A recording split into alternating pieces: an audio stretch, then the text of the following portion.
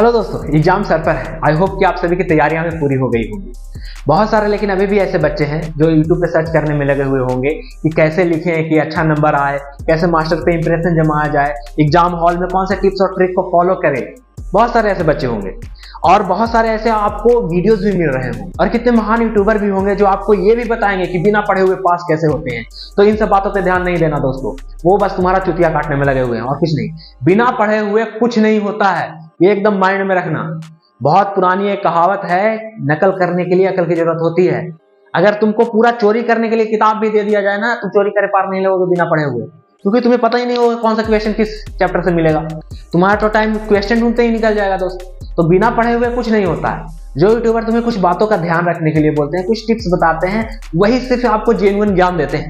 मैं भी आपको कुछ टिप्स और कुछ जरूरी बातों का ध्यान रखने के लिए बताऊंगा। तो चलिए शुरुआत से शुरू करते हैं। दोस्तों, आप सभी मुझे जानते हैं, मैं हूं सत्यम। तो फटाफट चैनल को सब्सक्राइब करो, बेल आइकन को ऑल पे प्रेस करो ताकि ऐसे ही आपको वीडियो मिलती रहे। तो देखो, सबसे पहले आपको क्या करना है कि जैसे ही आप एग्जामिनेशन हॉल में जाते हो, बैठते हो, तो सबसे पहले आपको मिलता है कॉपी। कॉपी में आपको सब चीज लिख लेना है, अपना रोल नंबर, नाम, सारी चीजें आपको प्रिंटिंग मिलती है। कुछ चीजें लिखनी रहती है, ठीक है। इसके बाद आपको क्वेश्चन पेपर दिया जाता है। क्वेश्चन पेपर देने के बाद आपको 10 से 15 मिनट का टाइम मिलता है एक्स्ट्रा। वो होता है क्वेश्चन पढ़ने के लिए। लेकिन अधिकतर बच्चे यहीं पे गलती कर देते हैं। अगर आपने वो 10-15 मिनट का टाइम सही से उपयोग नहीं किया, आपका 3 घंटा खराब होगा। आपको सबसे पहले वो 10 से 15 मिनट का जो टाइम मिलेगा क्वेश्चन मिलने के बाद, उसको सही से उपयोग करना है। कैसे उपयोग करना है मैं आपको बताता हूँ। सबसे पहले आपको क्वेश्चन पढ़ना है, ध्यान से पढ़ना है और टिक लगाते हुए जाना है। जो आपसे बन रहा है उसमें टिक लगाते जाइए, जिसमें कंफ्यूज हो रहे हैं उसमें गोल घेरा लगाते जाओ। कि कोई ना कोई आप सिंबल दे दीजिए कि ये बन गया है, ये बन गया, ये बन गया। मतलब कि एक सीरीज बना लीजिए कि मुझसे कौन सा बन गया पूरा, किसमें मैं कंफ्यूज हूं और कौन मुझसे नहीं बन रहा है। और जब आपका एग्जामिनेशन का टाइम शुरू होगा ना, तब आप बहुत ही आसानी से आधे क्वेश्चन तो यूं ही सॉल्व कर किए हुए रहोगे, ऐसे ही बन जाएगा। ये ऑब्जेक्टिव के लिए मैं बोल रहा हूँ। तो जो क्वेश्चन आपको आता है उसको बड़ी आसानी से बना लोगे। जिसमें आप कंफ्यूज हो उसमें थोड़ा सा दिमाग लगाइए, थोड़ा सा दिमाग लगाने से वो भी आपको बन जाएगा। और जिसमें आपको नहीं बन रहा है, कि जो क्वेश्चन आपको नहीं आ रहा है, उसमें पैनिक करने की जरूरत नहीं है। उसमें आपको बस कुछ चीजें याद रखनी है, उसको लास्ट में लपेट देना है, ठीक है। इधर से देख लिए, उधर से देख लिए, किसी से पूछ लिए, कर लेना है कुछ। और वो भी ज्यादा क्वेश्चन नहीं रहेगा। अगर आप पढ़े हुए रहेंगे तो वो ज्यादा क्वेश्चन बचा हुआ नहीं रहेगा, 4, 5, 6, 7 आगे, उससे ज्यादा नहीं होने वाला है, ठीक है। तो इस तरह से आप अपने एग्जाम को बेहतर बना सकते हैं, अच्छा नंबर ला सकते हैं। इसके बाद आता है आपको सब्जेक्टिव क्वेश्चन। सब्जेक्टिव का जब क्वेश्चन मिले बाबू, उसमें घबराना नहीं है। अधिकतर बच्चे क्या करते हैं, सब्जेक्टिव मिलता है, क्वेश्चन पढ़ते हैं, इधर उधर बकचोदी करने में लग जाते हैं। सीधा सीधी मैं बोल रहा हूं, ठीक है। वो आपको नहीं करना है, ठीक है। आपको क्वेश्चन पढ़ने हैं एकदम वैसे ही जैसे आपने ऑब्जेक्टिव में किया था, वैसे ही आपको करना है। टिक लगा देना है कि कौन सा क्वेश्चन मुझे आ रहा है, कौन सा नहीं आ रहा है, किसमें मैं आधा पढ़ा हूं, आधा नहीं आ रहा है। ऐसे कर देना है। आपको सीरीज बना लेनी है 3, ठीक है। एक बनना वाला, एक जिसमें आधा कुछ आ रहा है, कुछ नहीं आ रहा है, और एक मुझे नहीं आ रहा है, ठीक है। ऐसे बना देना है आपको एक सीरीज। अब जब भी आपका एग्जाम का टाइम फिर से शुरू होगा, सबसे पहले अच्छे से उन क्वेश्चन को लिख देना है जो आपको आ रहा है, सीरीज वाइज, ठीक है। बढ़िया से हाईलाइटेड करके कुछ आपको बताऊंगा कि आपको क्या क्या करने हैं, जिससे आप मास्टर जो चेक करता है ना, मास्टर उसका ध्यान अट्रैक्ट कर सकते हैं, ठीक है।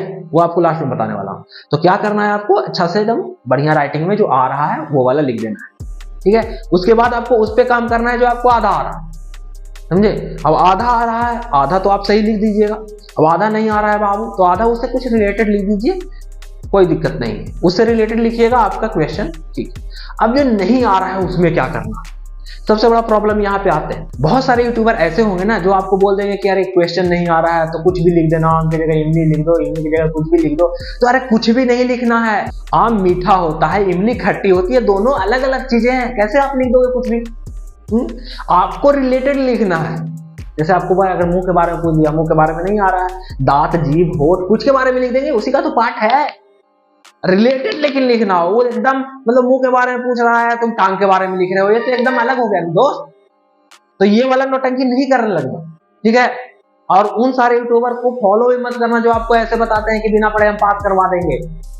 समझा, वो खुद चौथी फेल होते हैं। दोस्तों अब आते हैं कि आप 1 नंबर के, 2 नंबर के, 3 नंबर के, 5 नंबर के ऐसे क्वेश्चन का जवाब कैसे दे सकते हैं। ठीक है, देखिए अगर 1 नंबर का क्वेश्चन आता है तो उसमें कुछ नहीं बाबू, 1 वर्ड का होता है या फिर ऑब्जेक्टिव होते हैं, या फिर अगर आपको सब्जेक्टिव में भी 1 नंबर का मिल जाता है ना तो उसमें करना कुछ नहीं है, उसमें एक लाइन या फिर 1 वर्ड का उतना ही आंसर होता है, उससे ज्यादा होता नहीं। 2 नंबर 2 दूनी की 4, 4 लाइन, उससे ज्यादा नहीं बाबू, उससे ज्यादा ओवर एडवांस करने मत जाना। ठीक है, बहुत ज्यादा आंसर लिखने से मास्टर को भी आ जाता है, समझा, तो वो वाला लक्षण नहीं करिएगा। 3 नंबर वाला अधिकतर बच्चे कुछ जो होते हैं ना वो पैनिक कर जाते हैं, जैसे देखेगा 3 नंबर के 1 पे सीधे, वो नहीं करना है। ठीक है, आपको ऊपर से बढ़िया सा 2 लाइन लिखना है और नीचे 3 पॉइंट लिख देना उससे रिलेटेड, बस। 5 नंबर वाला में जाइए, अधिकतर बच्चे 5 नंबर वाला में पैनिक करते हैं, कह रहे 5 नंबर क्या हो, 2 पेज, सीधे 2 पेज लपेट देता है, तो आपको वो नहीं करना है बाबू। 3 नंबर 5 नंबर के जो क्वेश्चन होते हैं ना साइंस में अधिकतर, ठीक है, वो पॉइंट वाइज होते हैं या फिर एक्सप्लेनेशन होता है। ठीक है, उसको जब टॉपिक वाइज फिर लिखना पड़ता है, वैसे लगातार पेज भरने से नहीं होता है कुछ, उसमें अगर आपको टॉपिक वाइज है या फिर पॉइंट वाइज है तो आपको ऊपर में कुछ 2-3 लाइन लिख देनी है, फिर नीचे पॉइंट लिख देना है, या फिर टॉपिक वाइज एक्सप्लेन कीजिए। अगर आप एक क्वेश्चन का बहुत ज्यादा आंसर देते हैं तो मास्टर भी जानता है कि इस क्वेश्चन का आंसर इतना ज्यादा नहीं जाएगा, फालतू लिख दिया है, कुछ भी लिख दिया है, वो नंबर आपको बैठाएगा। एग्जाम देते समय आपको कुछ बातों का ध्यान रखना है, जब भी आप किसी क्वेश्चन का जवाब टॉपिक वाइज या पॉइंट वाइज दे रहे हैं तो उस पॉइंट बनाना, स्टार बनाना, उस टॉपिक को हाईलाइट करना ना, ये सारे चीजें मास्टर चेक कर रहा है कॉपी आपके, उसको अट्रैक्ट करता है। तो उसको ध्यान में रख के आपको वो टॉपिक बनाना है, वो हाईलाइट करना है, वो स्टार बनाना है, वो पॉइंट बनाना है, ऐसे आंसर दीजिएगा ना, मास्टर ज्यादा पढ़ेगा, ज्यादा रिलेट करेगा। और अच्छे से लिखना, सबसे बेहतर चीज होता है अच्छे से लिखना। अगर आप अच्छे से लिखिएगा, मास्टर समझेगा कि अच्छा से लिखा है, यानी कि सही से लिखा है बाबू, वो नंबर आपको अच्छा से बैठा देगा। तो दोस्तों ये थे कुछ टिप्स और जरूरी बातें जो आपको एग्जाम देते समय ध्यान में रखनी है, इनको फॉलो करना है, आपका एग्जाम बहुत अच्छा से जाएगा। और एक चीज, हाँ, एग्जामिनेशन हॉल पे समय से पहले पहुंचिए। आई होप कि आप सभी का एग्जाम बहुत अच्छा जाए, बहुत बेहतर आप करें एग्जाम में। तो मिलेंगे आपसे अगली वीडियो में नए टॉपिक के साथ। और हाँ, फटाफट चैनल को सब्सक्राइब मारो, इतनी अच्छी अच्छी बातें बताएं यार, वीडियो को लाइक करो और नोटिफिकेशन बेल को ऑल पे जरूर दबा देना, ताकि ऐसे ही इंफॉर्मेटिव वीडियो आपको मिलती रहेगी। तब तक के लिए खुश रहिए, हंसते रहिए। जय हिंद, जय भारत, वंदे मातरम।